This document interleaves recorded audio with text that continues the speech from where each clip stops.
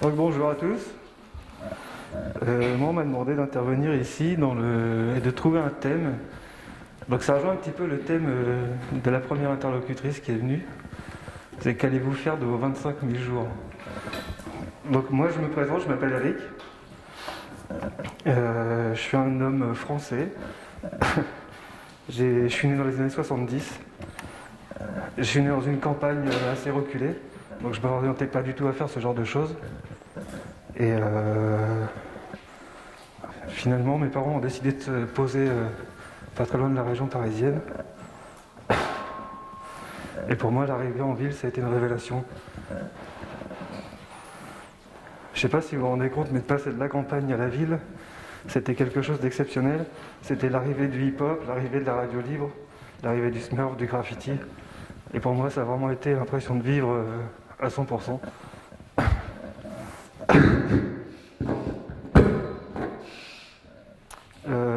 Pour vous dire, mon premier graffiti, c'était dans les toilettes quand j'avais 6 ans. J'ai écrit les noms de mon amoureuse avec un message amoureux à côté d'elle. Et c'était le début des ennuis. Ça m'a valu une bonne punition. Mais c'était aussi une révélation pour moi. C'était d'un coup, j'ai senti que pour moi, c'était presque indispensable. Alors, après une scolarité qui était ni bonne ni mauvaise, plutôt un endroit dans lequel je ne me sentais pas spécialement à l'aise, j'ai tout de suite su que l'art et la peinture serait une flamme pour moi. Après, j'ai décidé de m'orienter vers un cursus semi-artistique en étudiant l'histoire de l'art, entraînant un petit peu aux Beaux-Arts, et j'ai peaufiné tout ça avec de la communication. Donc vous pouvez voir mon travail.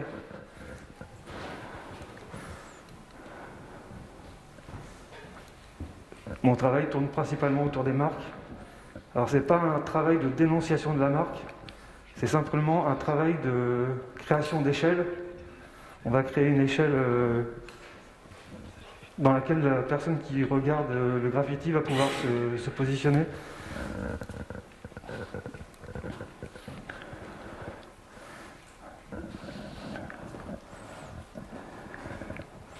Et donc, pour faire ces graffitis-là, vous imaginez bien que ça prend un petit peu de temps, donc j'ai une double vie.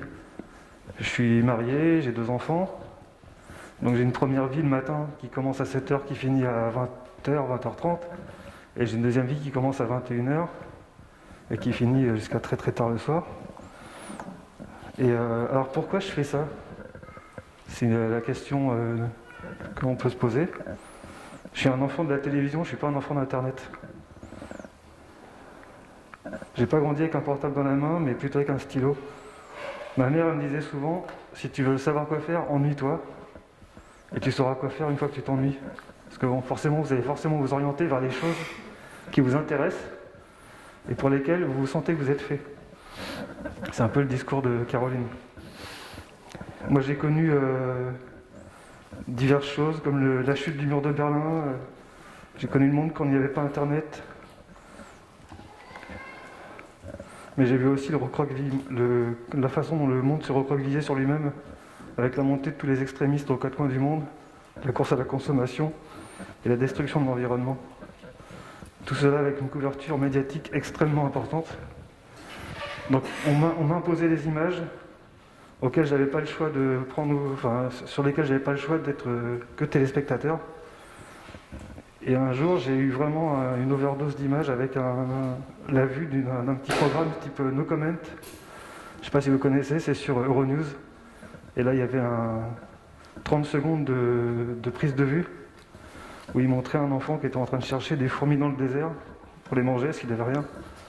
Et à la fin de ce programme, on a vu la pub qui disait « Ce programme vous a été présenté par la maison LV ». Avec des mannequins qui montaient dans un super jet privé. Donc il y avait vraiment un décalage entre les deux. Et là j'ai compris tout de suite qu'il y avait quelque chose à faire. Enfin, j'ai trouvé que ça pouvait être éventuellement ma voie. Donc j'ai créé une série qui s'appelle Art Against Poverty, qui reprend des marques, donc des marques de luxe, pour aller d'un côté de trop de richesse et qui est associé avec une image d'enfant pauvre. Ça, c'était un graffiti pour montrer la façon, le non-dit du fait que l'Europe accueillait des tas de réfugiés, mais en réalité n'en voulait pas. Donc j'ai un peu comparé des réfugiés à des ordures en fait, pour que ce soit une image un peu forte.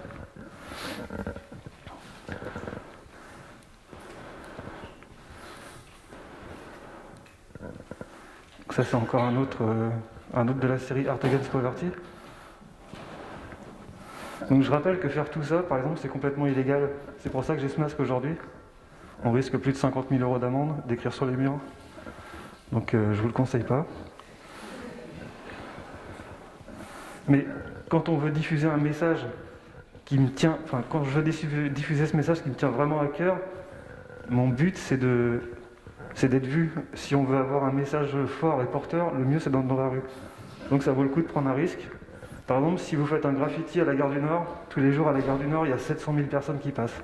Vous le positionnez bien, vous allez peut-être toucher même que 1%. Et 1% de 700 000 personnes, c'est quand même 7 000 personnes. Donc ça permet d'avoir un discours visible, sans équivoque, parce que je pense qu'il n'y a pas de...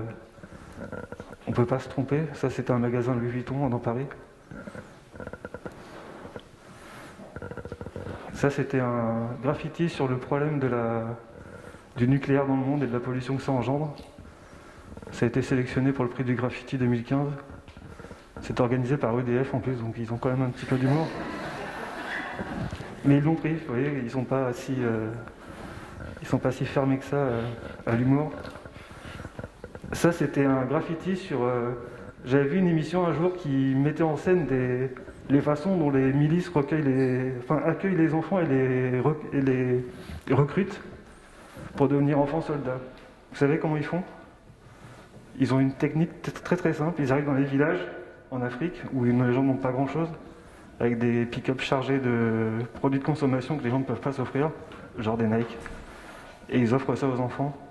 Et les enfants, du coup, se rapprochent d'eux et un certain nombre restent dans la milice. Ça, c'était pareil, vous voyez, à chaque fois je prends des marques pour les détourner de leur sens originel. Ça, c'était avant Charlie Hebdo, c'était bien 2 mois avant. Et c'était à l'époque où les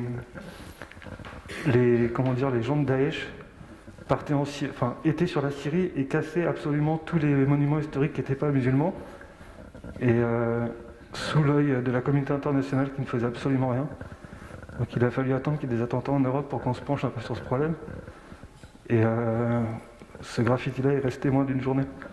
Il a été tout de suite enlevé ou décroché ou arraché ou je ne sais quoi.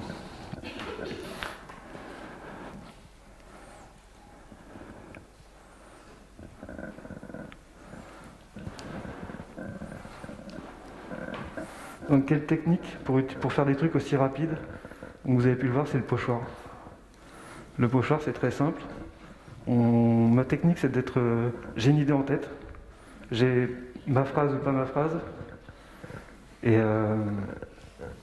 je prends la photo en grand. J'essaye de projeter mon œil comme si c'était une lumière. Donc je vais projeter mon œil sur la photo. Je vais dégager des zones blanches et des zones noires, donc des zones claires et des zones d'ombre. Et ensuite, ça donne ça. Enfin, il y a plusieurs tests avant d'arriver à ça.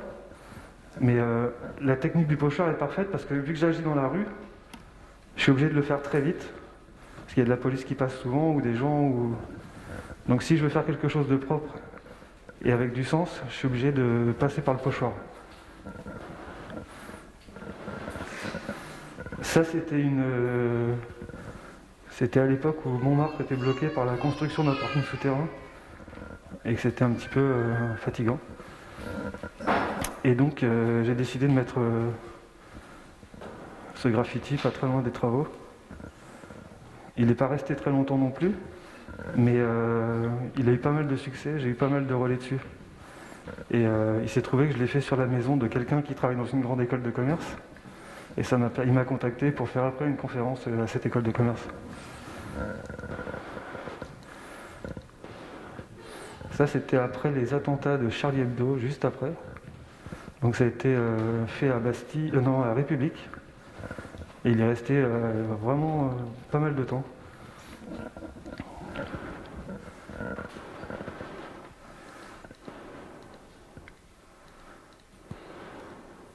J'aime bien les phrases aussi. Je pense que les phrases, c'est relativement choc. Une phrase assez courte, c'est affiché dans la rue et les gens passent devant. Et ça... Mon but, c'est quand même de porter un message et de faire réfléchir.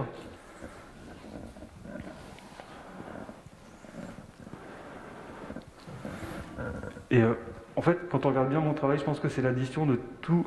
C'est quelque chose qui se fait naturellement, c'est quelque chose que j'aime. Ça recueille toutes les choses que j'aime. J'ai eu une première révélation par rapport à l'art quand j'étais au collège.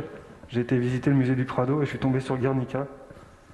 Et la mise en scène de Guernica, c'est quand même exceptionnel dans ce musée-là. Et ça a été une première révélation. Une deuxième révélation, c'était de voir des tableaux de Jackson Pollock. Je ne sais pas si vous connaissez, c'est un artiste abstrait américain. Et c'est des tableaux qui sont comme des cris. Et l'art, je le conçois comme ça. Je le conçois vraiment comme un cri du cœur, un cri du fond de notre propre intérieur.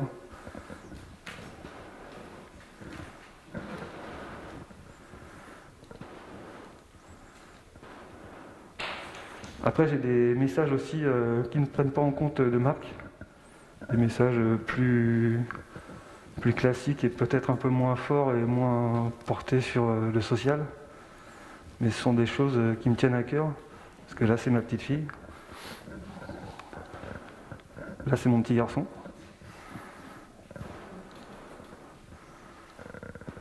Là, ça... Simon laisse des messages quand il part à Bruxelles en vacances. Il écrit des choses sur les murs. Il dit que son père est un vandale et que ça lui plaît pas trop, apparemment. Donc ce qui est marrant aussi, c'est que là, originellement, c'était un A anarchie dans la bulle, et quelqu'un qui est repassé. La mairie de Paris a repeint le A, et quelqu'un a recollé quelque chose dessus. Alors ça, c'était, comme tout le monde, je pense que tout le monde a été un peu choqué par Charlie Hebdo, même si c'est un attentat parmi tant d'autres dans ce qui se passe dans ce monde. Mais j'ai eu le besoin de faire une pierre tombale pour aller le poser devant. Donc c'est une pierre tombale qui est restée un peu plus d'une semaine, qu'ils ont dû quand même un petit peu galérer pour enlever, parce que je l'avais collé avec un scellement industriel, à mon avis, un marteau-piqueur. Mais il est parti quand même. Donc tout ça pour vous dire que même si on est quand même amené à faire des choses, là c'est illégal ce que je fais, clairement, j'ai pas le droit de faire ça. Mais c'est quelque chose qui vient vraiment du fond. Quand vous sentez qu'il y a quelque chose qui vient du fond de votre cœur, ou c'est un besoin, mais faites-le. Faites-le. Sinon vous aurez des regrets après. Et c'est bien de faire avancer les choses. Moi je suis parti sur du graffiti. Ça m'a permis de rencontrer plein de gens, des gens tout aussi différents les uns des autres. Dans la vie, ce qu'il y a de mieux, c'est les rencontres. Donc un jour j'ai fait un graffiti dans le Marais, je pensais pas faire un graffiti à cet endroit-là. Et en fait il s'est trouvé que c'était la porte d'un très très grand réalisateur français. Et qui m'a contacté ensuite pour récupérer un tableau, parce qu'il a cumulé beaucoup de tableaux. Donc ça me permet de rencontrer des gens aussi différents les uns des autres. Et j'ai été aussi contacté par un acteur hollywoodien, j'ai eu des fils de gens très très célèbres qui jouent au foot au PSG. Je rencontre des gens, si j'étais resté moi-même au départ, j'aurais jamais rencontré autant de personnes, et j'aurais jamais été enrichi de toutes ces rencontres. Donc n'hésitez vraiment pas à faire les choses, faites ce que vous avez à faire, parce que vous n'avez que 25 000 jours à vivre.